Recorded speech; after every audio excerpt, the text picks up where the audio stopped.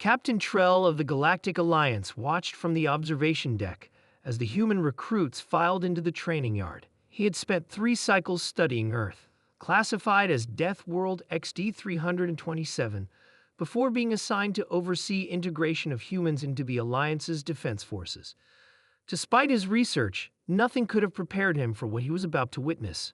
"Are you certain this is wise, Commander?" asked Lieutenant Voss, his secondary antennae twitching nervously. "These humans are from a Class 5 Death World.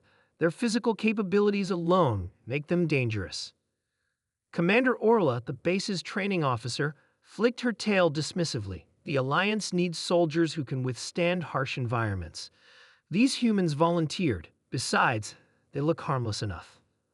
Below them, 20 human recruits stood in perfect formation. Their instructor, Staff Sergeant Miller, paced before them with his hands clasped behind his back. Unlike the Galactic Alliance officers with their environment-controlled suits, Miller wore only a simple uniform despite the blistering heat of the training planet. "Training commences at 500 tomorrow," Orla announced through the translator. "We've adjusted the gravity to Earth standard for your comfort." Miller looked up, his weathered face expressionless. "No adjustments necessary, Commander. Standard Alliance gravity is fine." Trell's breathing tubes constricted in surprise. Alliance standard gravity was 1.3 times Earth's. Even for his species, it required conditioning. "Very well," Orla replied, a hint of respect in her voice. The next morning, Trell arrived early to observe.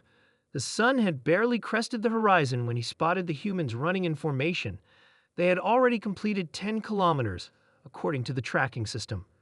Their bodies glistened with sweat, but none showed signs of giving up. "How long have they been at this?" Trell asked a nearby technician. 2 hours, sir. They began before dawn." Staff Sergeant Miller ran at the front, occasionally barking commands that sent the formation changing direction or dropping for rapid push-ups before continuing their run. By midday, 3 Alliance training officers had collapsed from heat exhaustion while merely observing. The humans continued their drills under the scorching twin suns, now performing combat exercises with weighted packs. Voss joined Trell at the observation post, his exoskeleton's cooling system whirring frantically. "This is madness. We must intervene." "They volunteered for this," Trell reminded him, though he too felt concern. "Their instructor is one of them. He understands their limits." "Does he?" Voss gestured toward the yard where Miller now had the recruits holding stress positions while reciting Alliance battle codes from memory. One recruit faltered, and Miller ordered him to perform 50 burpees, a torturous exercise that made even Trell's carapace tighten in sympathy.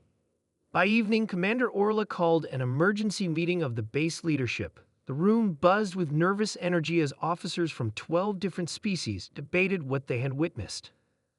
Their training regimen would kill most Alliance soldiers, stated Medical Officer Pax, displaying biometric readings on the central hologram.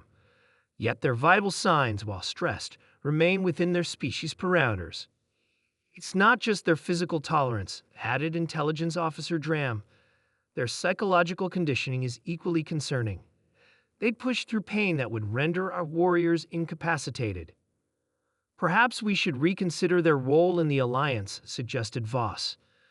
"If this is their basic training, what are their elite forces capable of?"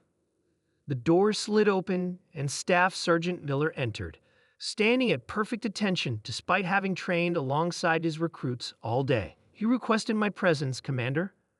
Orla's scales shifted color with emotion. "Sergeant Miller, we've been monitoring your training methods. The Alliance is concerned about excessive stress on the recruits." Miller's expression remained neutral. "With respect, Commander, this is standard basic training for Earth military forces. In fact, it's somewhat modified to accommodate Alliance protocols." "Modified?"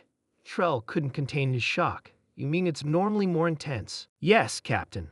On Earth, we would be conducting night operations by now, with reduced rations and sleep deprivation exercises." The room fell silent. "Your species evolved on a world that tried to kill you at every turn," said Dram finally.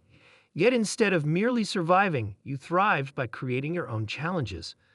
Miller allowed a small smile. "Humans have a saying, the more you sweat in peace, the less you bleed in war." The phrase needed no translation. Its meaning reverberated through the room, causing several officers to step back instinctively. 2 weeks later, the Kryvax Armada attacked an Alliance outpost in the Epsilon sector. The base was defended by a small contingent including 10 human graduates from Miller's program. When reinforcements arrived, they found the outpost intact and the Kryvax forces retreating. Security footage showed humans continuing to fight despite injuries that would have incapacitated other species. One had maintained her position despite a broken arm, while another had carried 3 wounded Alliance soldiers to safety through enemy fire. When the Alliance Council reviewed the incident, Captain Trell testified before them. "What the Council must understand," he explained, "is that humans don't just endure hardship. They deliberately seek it out as preparation. Their planet forged them through millions of years of survival against predators, disasters, and their own wars. What we witnessed wasn't exceptional bravery, it was basic discipline instilled through their training." The council chambers erupted in discussion. Several warrior species expressed concern about the implications of human military culture spreading through Alliance ranks. Trell added, "The Kryvax commander's final transmission before retreat is perhaps most telling. He ordered his forces to fall back not because they were losing the battle, but because, in his words, no species that trains like this in peacetime can be defeated in war." As the Council debated humanity's expanded role in Alliance defense, training centers across the galaxy began adapting human methods. The Alliance's warrior species, once considered the pinnacle of military prowess, now found themselves training alongside humans, learning that true strength came not from natural abilities, but from discipline forged in the crucible of Earth's merciless evolution. For the first time in 1,000 years, the Galactic Alliance's enemies hesitated before attacking its borders. The legend of the Death World soldiers had begun to spread.